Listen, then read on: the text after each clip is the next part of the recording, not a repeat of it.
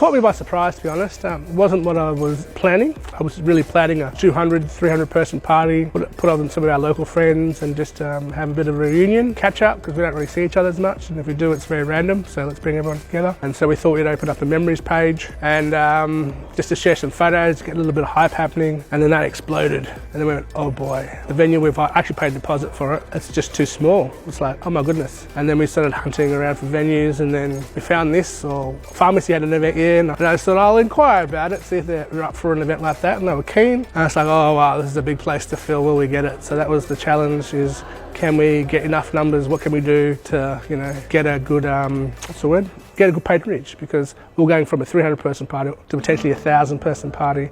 And I personally hadn't done an indoor event for 15 years, so in my head that was just massive. But I knew, and the hard transfer union was coming up, and as we launched that was getting a lot of traction, so it gave me a bit of confidence. But whenever it's your own baby, you're never quite comfortable. There's always this anxiety, what if, oh, if this and if this. Even today, even though we've got, you know, up to 800 tickets out there, I'm still nervous. It's a big roller coaster ride. It's not just about the party, there's lots involved. I mean, people are putting their whole, some people are just stopping their lives to contribute and make decor, or they've got a full-time job and every spare second they're contributing to it. And even for myself, I've got a bit of zing back in my life. I'm doing something I'm really passionate about that I haven't done for a while.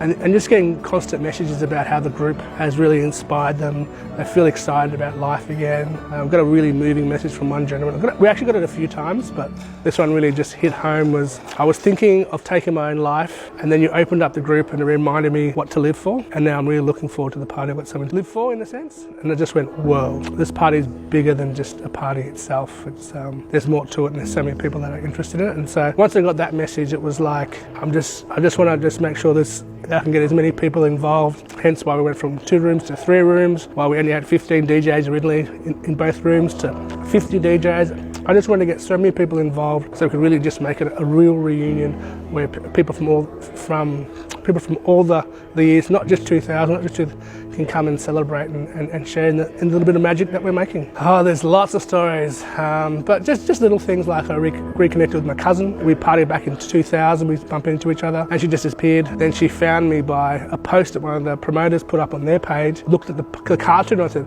oh, that's Garth. And then she said, is that Garth? And then said, yeah, and then they put in contact with her. So after 18 years, I hadn't seen her. And now she's living out in the country, she's got a kid, and so now we've reconnected because just of that flyer being out there. Yeah, I think, you know, what I try and instill is that the event is not the real issue, the real game changer here. That's just a celebration, especially for the people that get involved. It's the day we say we're going to do it, so it's that journey to the event. And so I try and instill that in people because that's also a lesson for life as well. It's not the goal that you set, it's the journey and how you enjoy going to the destination, and the friends you meet, and the stories you tell, and the jokes you tell, and the tears that you have. That's the real journey. So whatever happens at the event is just a bonus, and to just enjoy the whole process, because we might not get to our goal, whatever that might be. If it's, some people might be trying to build a house and they don't actually have the process in getting there, or they strive to get a degree but they just don't quite cut it.